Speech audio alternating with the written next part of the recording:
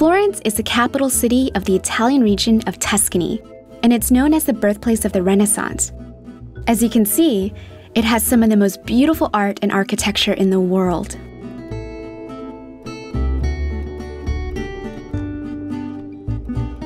As Andrea and I walked through Florence, we saw the beautiful sights of the city, which were created by some of the most famous artists who ever lived. Michelangelo, Da Vinci, and Botticelli all called Florence home. Florence is also the birthplace of Italian fashion, which is a big part of the culture in the city.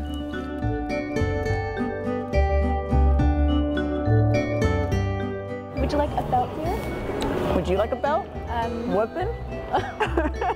Cute. This bag right here. This one. Which one? This one. This is cute. That is pretty.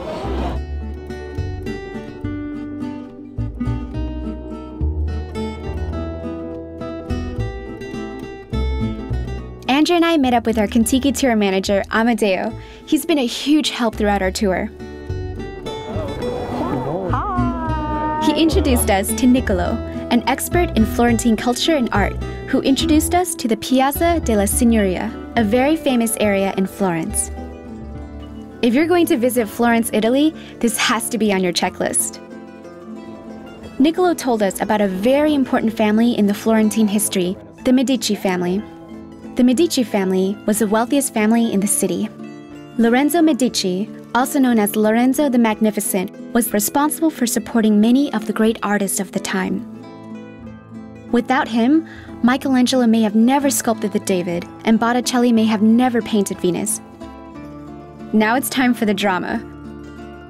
When Lorenzo Medici died, a man named Savonarola came to power. One night, he and his followers went around the city collecting items that he thought were sinful. Beautiful clothes, books, mirrors, musical instruments, makeup. Basically, all the fun stuff were collected and were all brought to the square in downtown and thrown into a large fire. This was called the Bonfire of the Vanities. And makeup too? We wouldn't have done well. I know, right? I wish we would have passed. Can you imagine throwing away like all of the makeup, perfumes, or clothes and shoes? I would have just jumped right in with it. I know, I would have ran away. There were so many amazing sculptures around the square.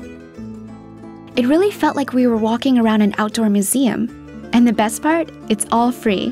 One of the best statues ever made here. Perseus and Medusa. That's a badass statue. That's a wonder of sculpture. Andrea and I instantly fell in love with the Medusa sculpture.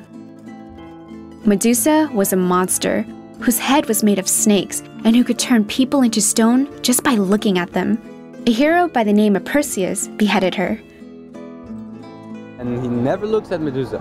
He fights sort of backwards. Oh, he wow. has a shield of bronze. It works as a mirror, so it can see Medusa in his mirror, but the reflection doesn't do harm.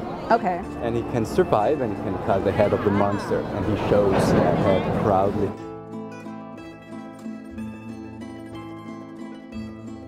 After our walking tour around the square, Andrea and I got hungry.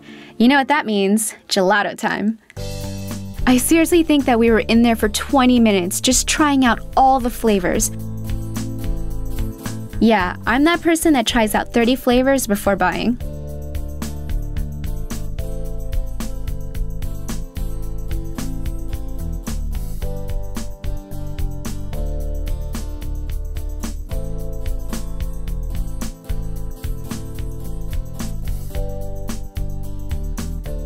We also came across a living statue. A living statue is a performance artist who's made up from head to toe to give off the illusion that they are made of marble. When you give them money, they will pose for pictures.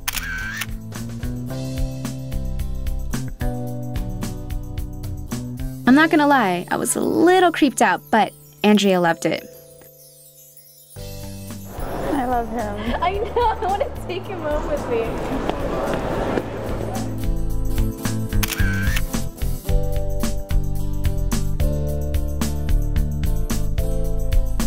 Once we walked around the city square, we met back up with Amadeo and the rest of our tour group to continue exploring the beautiful city of Florence.